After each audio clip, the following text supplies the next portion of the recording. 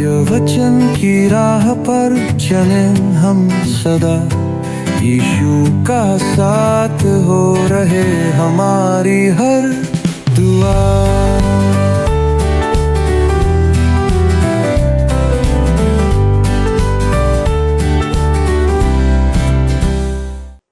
प्रिय दर्शकों, आप सभी को सप्रेम नमस्कार। आशा है कि आप सभी इस बाइबल अध्ययन से आत्मिक लाभ उठा रहे हैं और वचन आपके जीवन को नियंत्रित कर रहा है। एक बार फिर आज के प्रसारण में आपका स्वागत है। दोस्तों, आज हम मीका की पुस्तक के 5वें अध्याय के 3 पद से अपना मनन आरंभ करते हुए प्रभु यीशु मसीह के दूसरे आगमन की भविष्यवाणी पर ही चर्चा करेंगे। साथ ही साथ हम देखेंगे कि परमेश्वर इज़राइल पर छुटकारे और दंड दोनों की बात कहता है। तो चलिए दोस्तों, हम अपने अध्ययन को आरंभ करते हैं और परमेश्वर के वचन से सीखते हैं। प्रिय मित्रों, आप सभी को प्रभु यीशु मसीह के नाम में प्रेम भरा नमस्कार। आइए हम परमेश्वर के वचन का अध्ययन आरंभ करें, जो हमें परमेश्वर की निकटता में बने रहने में सहायक होता है। आपको याद होगा कि हम मीका नबी की भविष्यवाणियों पर मनन कर रहे हैं और हमने पिछले अध्ययन में आने वाले मसीह की भविष्यवाणी को देखा था। हमने देखा था कि भविष्यवक्ताओं की पुस्तकों में मसीह के आने की अनेक भविष्यवाणियां हैं जो असंगत और एक दूसरे के विपरीत प्रतीत होती हैं, जिससे लगता है कि वे कैसे पूरी होंगी या कैसे पूरी हुई होंगी। यद्यपि बैतलहम को मसीह यीशु का जन्म स्थान ठहराया गया था तथा उसके जन्म के संबंध में कहा गया था कि रामाह में एक करुण नाद सुनाई देगा जो बैतलहम के उत्तरी क्षेत्र में है। यह भी लिखा है कि उसे मिस्र से बुलाया जाएगा और वह नासरी कहलाएगा।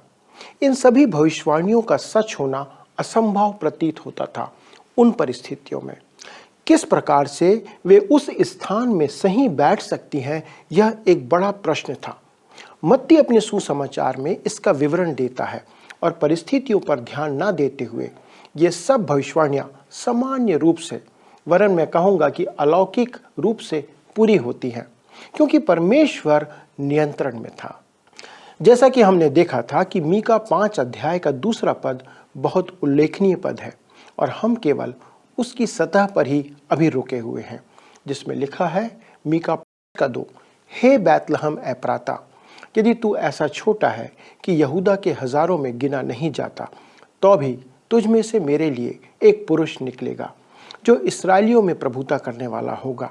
और उसका निकलना प्राचीन काल से, वरन अनादि काल से होता आया है। अब हम एक अंतराल पर आते हैं या टाइम डिफरेंस पर, जो यीशु मसीह की मसीहत के ठुकराए जाने और उसके राजा के रूप में पृथ्वी पर दोबारा आने के या उसके दूसरे आगमन के बीच का समय काल है। यह समय बहुत महत्वपूर्ण है क्योंकि यह हमारा समय है। अब हम आगे मीका 5वें अध्याय के पद 3 पर आते हैं, जहां पर इस प्रकार लिखा हुआ है, इस कारण वह उनको उस समय तक त्यागे रहेगा जब तक जच्चा उत्पन्न ना करे, तब इस्राएलियों के पास उसके बचे हुए भाई लौटकर उनसे मिल जाएंगे। दोस्तों, आप सोच सकते हैं कि इस पद का संदर्भ भी मसीह यीशु के जन्म से ही है। वास्तव में यह सत्य है क्योंकि मरियम को प्रसव पीड़ा सहनी पड़ी, पर आप यह जाने बिना इस भाग को नहीं पढ़ सकते क्योंकि इसका संदर्भ इस्राएल राष्ट्र से भी है। यह पद न केवल परमेश्वर के दंड स्वरूप संसार में उनके तितर बितर होने से था, परंतु उनकी पीड़ा ऐसी थी जैसे किसी स्त्री की प्रसव पीड़ा। यह पीड़ा का समय महाक्लेश का समय होगा भविष्य में, जिसे इस्राएल राष्ट्र के लोगों को होकर के गुजरना पड़ेगा। फिर लिखा है, तब इस्राएलियों के पास उनके बचे हुए भाई लौटकर उनसे मिल जाएंगे। दोस्तों, यहूदी संपूर्ण विश्व से अपने स्वदेश में लौटकर आएंगे।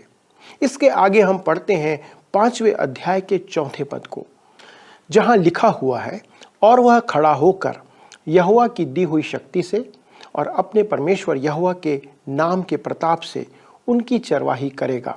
वे सुरक्षित रहेंगे क्योंकि अब वह पृथ्वी की छोर तक महान ठहरेगा। दोस्तों, इस पद में प्रभु यीशु मसीह को चरवाहे के रूप में दर्शाया गया है, जो अपने झुंड की चरवाही करता है। मित्रों, वह कलीसिया का चरवाहा है और वह इस्राएल राष्ट्र का भी चरवाहा है। वह जो बैतलहम में पैदा हुआ था, जिसे उसके अपनों ने ही ग्रहण नहीं किया, वही अपने झुंड की चरवाही करेगा। मैं ऐसे किसी अन्य चित्रण के बारे में विचार नहीं कर सकता जो उसे चरवाही की छवि से अधिक उत्तम ढंग से प्रस्तुत करता हो। भजन संहिता 22 अध्याय के अनुसार प्रभु यीशु मसीह एक अच्छा चरवाहा है जो अपनी भेड़ों के लिए अपना प्राण देता है। भजन संहिता 23 के आधार पर प्रभु यीशु मसीह एक महान चरवाहा है जो आज भी अपनी भेड़ों की देखभाल कर रहा है, उन्हें संभालता है। और भजन संहिता 24 प्रकट करता है कि प्रभु यीशु मसीह एक प्रधान चरवाहा है जो अपनी महिमा के साथ फिर से आने वाला है। उसकी पूरी सेवकाई एक चरवाहे की जिम्मेदारी के आधार पर ही स्थापित है।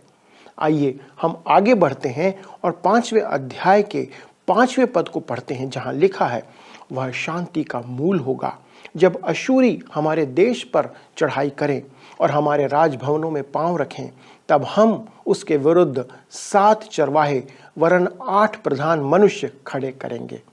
यहाँ अशूरियों की बात कही गई है, जैसा हम यशायाह नबी की भविष्यवाणी में देख पाते हैं कि अंतिम दिनों में इस्राएल के बैरी उठ खड़े होंगे। मीका के युग में पाशविक अशूरियों ने उत्तरी राज्य इस्राएल को दासत्व में ले लिया था। और फिर लिखा है, तब हम उनके विरुद्ध 7 चरवाहे वरन 8 प्रधान मनुष्य खड़े करेंगे। दोस्तों, यहाँ पर 2 संख्याएं उस सच्चाई की परिपूर्णता को प्रकट करती हैं कि परमेश्वर उनके लिए पर्याप्त प्रबंध करेगा। नीति वचन 6 उसके 16 पद में और सभोपदेशक 11 अध्याय के 2 पद में भी इसी बात को प्रकट किया गया है। आप अपनी बाइबलों में इसे पढ़ सकते हैं। आइए हम आगे बढ़ते हैं और 5वें अध्याय के 6वें पद को देखते हैं, जहां पर लिखा है, और वे अशूर के देश को वरन प्रवेश के स्थान तक निम्रोद के देश को तलवार चलाकर मार लेंगे। और जब अशूरी लोग हमारे देश में आए और उसकी सीमा के भीतर पांव रखें, तब वही पुरुष हमको उनसे बचाएगा। जैसा हमने पढ़ा, और वे अशूर के देश को वरन प्रवेश के स्थानों तक निम्रोद के देश को तलवार चलाकर मार लेंगे। दोस्तों, यह महाक्लेश के अंत समय में इस्राएल के विरुद्ध खड़े होने वाले संगठित राष्ट्रों का प्रतीक है। अशूर उन राष्ट्रों के संगठन का प्रतिनिधित्व करता है जो महाक्लेश के अंत में इस्राएल देश के विरुद्ध एक साथ होकर आएंगे। इस्राएल अपने चरवाहे के द्वारा दृढ़ होकर न केवल आक्रमण का प्रतिरोध करेगा, पर विरोधियों के इलाके में घुसकर वह युद्ध करेगा। यह देखना बहुत ही दिलचस्प है कि मीका कैसे प्रभु यीशु को यहाँ पर प्रस्तुत करता है। सबसे पहले वह कहता है कि यीशु बैतलहम में जन्म लेगा। जब पृथ्वी पर उसका जन्म हुआ तब वह देहधारी हुआ। हमें यह ध्यान में रखना होगा कि फिलिप्पी के 2 अध्याय के 5 से 8 पद के अनुसार उसने अपने आप को दीन किया। हम कभी स्वयं को दीन नहीं करते हैं मित्रों, कभी कभी दूसरे हमें दीन बना देते हैं, पर मसीह ने स्वयं को दीन किया। एक प्रकार से उसने अपने आप को पूरी रीति से खाली कर दिया। पर उसने किस चीज को अपने में से खाली किया, यह प्रश्न है। अपने ईश्वरत्व को नहीं। वह छोटा बालक जब अपनी माता की गोद में असहाय लेटा हुआ था, वह सृष्टि की रचना कर सकता था। वह परमेश्वर का परमेश्वर और मनुष्यों में मनुष्य है, पर उसने स्वयं को सीमित किया, दीन किया, खाली कर दिया। उसने स्वेच्छा से स्वयं को सीमित किया। पर हम स्वेच्छा से कभी अपने आप को सीमित नहीं करते हैं। उसके विपरीत हम स्वयं का विस्तार करना चाहते हैं। हम बहुत आक्रामक हैं। हम केवल जीतना चाहते हैं और सर्वोच्च स्थान पर रहना चाहते हैं। मनुष्य हठधर्मी, स्वकेंद्रित, आपस्वार्थी है, पर मसीह यीशु एक चरवाहा है। उसका जन्म किसी राजकीय नगर या राजधानी में नहीं हुआ, पर बैतलहम के एक महत्वहीन नगर में हुआ, जहां पर वह एक छोटे से गौशाले में आया। किसी राजा के जन्म लेने के लिए यह स्थान उचित नहीं था। जब यीशु मसीह इस संसार में आया, तब उसने स्वयं को अपनी महिमा से रहित कर लिया। उसने अपनी महिमा त्याग दिया। दूसरी बात मीका कहता है कि वह अनंत परमेश्वर है। लिखा है, जिसका निकलना प्राचीन काल से वरन अनादि काल से होता आया है। मीका तीसरी बात कहता है कि वह एक चरवाहा है जो अपनी भेड़ों के लिए प्राण देने और उनकी देखभाल करने को आया। और अंत में जब वह दोबारा आएगा तब वह प्रधान चरवाहा होगा जो अपने लोगों को, आपको, मुझको छुटकारा देने की अपनी सामर्थ, अपने प्रताप और अपनी महिमा में फिर से आएगा। आइए हम अगले पद में बढ़ते हैं जो कि 5 अध्याय का 7वां पद है। लिखा है, तब याकूब के बचे हुए लोग बहुत राज्यों के बीच ऐसा काम देंगे जैसा यहोवा की ओर से पड़ने वाली ओस और घास पर की वर्षा, जो किसी के लिए नहीं ठहरती और मनुष्य की बाट नहीं जोती। ओस और वर्षा जाति जाति के मध्य इस्राएल के लोगों के लिए परमेश्वर की आशीष को प्रकट करती है। इस बात को ध्यान रखें। आगे पद 8 में मीका कहता है, याकूब के बचे हुए लोग जातियों में और देश देश के लोगों के बीच ऐसे होंगे जैसे वन पशुओं में सिंह या भेड़ बकरियों के झुंड में जवान सिंह होता है, क्योंकि जब वह उनके बीच में से जाए तो लताड़ता और फाड़ता जाएगा और कोई बच न सकेगा। दोस्तों, यह निश्चित रूप से आज के समय में इस्राएल के लोगों का चित्रण नहीं है। इस्राएल वर्षों से अनिश्चित स्थिति में बना हुआ है, परंतु परमेश्वर प्रतिज्ञा करता है कि भविष्य में जब इस्राएल परमेश्वर की आज्ञा मानकर उसकी संगति में रहेगा तब वह उन्हें पूंछ नहीं पर सिर बनाएगा, जैसा कि व्यवस्था विवरण 28 अध्याय के 13वें पद में लिखा है। और यहोवा तुझको पूंछ नहीं किंतु सिर ही ठहराएगा, और तू नीचे नहीं वरन ऊपर ही रहेगा। यदि परमेश्वर यहोवा की आज्ञाएं जो मैं आज तुझको सुनाता हूं, तू उनके मानने में मन लगाकर चौकसी करे। आइए हम आगे बढ़ते हैं और मीका 5 अध्याय के 9 पद को पढ़ते हैं, जहां पर लिखा है, तेरा हाथ तेरे द्रोहियों पर पड़े और तेरे सब शत्रु नष्ट हो जाए। उस दिन परमेश्वर उन्हें सारे विरोधियों के ऊपर जयवंत करेगा, उन्हें विजय प्रदान करेगा। तब आगे पद 10 में लिखा है, यहोवा की यह वाणी है, उस समय मैं तेरे घोड़ों का तेरे बीच में से नाश करूंगा और तेरे रथों का विनाश करूंगा। अब यदि कोई व्यक्ति जो सहस्त्राब्दी राज्य में विश्वास नहीं करता है वह इसे किसी अन्य समय में रखने का प्रयास करता है, तो मीका स्पष्ट करता है कि यह कार्य उस समय में, जैसा लिखा है, उस समय में पूरा होगा जो अभी भविष्य की घटना है। आइए और आगे बढ़ते हुए हम पद 11 को देखते हैं, जहां लिखा है, मैं तेरे देश के नगरों को भी नष्ट करूंगा और तेरे किलों को ढा दूंगा। यह उन सभी चीजों के संदर्भ में है जिन पर इस्राएल भरोसा करता था, जैसे उनके घोड़े, रथ और गढ़वाले नगर। परमेश्वर उन सभी को उनके बीच में से नाश कर देगा। उन्हें इनकी आवश्यकता अब नहीं होगी, क्योंकि उनका मसीह ही अब पृथ्वी पर शांति स्थापित करेगा। आइए आगे बढ़ते हैं और पद 12 और 13 को पढ़ते हैं। जैसा लिखा है, मैं तेरे तंत्र मंत्र का नाश करूंगा और तुझ में टोन्हे आगे को न रहेंगे। मैं तेरी खुदी हुई मूर्तें और तेरी लाठें तेरे बीच में से नष्ट करूंगा और तू आगे को अपने हाथ की बनाई हुई वस्तुओं को दंडवत ना करेगा। दोस्तों, वे प्रतिमा आराधना और झूठे धर्म से विमुख होकर केवल परमेश्वर यहोवा की उपासना करेंगे, ऐसा वचन कहता है। पर आगे पद 14 में मीका कहता है, मैं तेरी अशेरा नाम मूर्तों को तेरी भूमि में से उखाड़ डालूंगा और तेरे नगरों का विनाश करूंगा। दोस्तों, जैसा हमने पहले देखा था कि वे वृक्ष कुंजों में प्रतिमा आराधना करते थे। अब अंतिम पद में हम आते हैं, जहां पर मीका इस बात को कहते हुए इस अध्याय को समाप्त करता है, और मैं जाति जाति से जो मेरा कहा नहीं मानती क्रोध और जलजलाहट के साथ बदला लूंगा। दोस्तों, जाति जाति ये वे राष्ट्र थे जो इस्राएल को प्रताड़ित करते थे।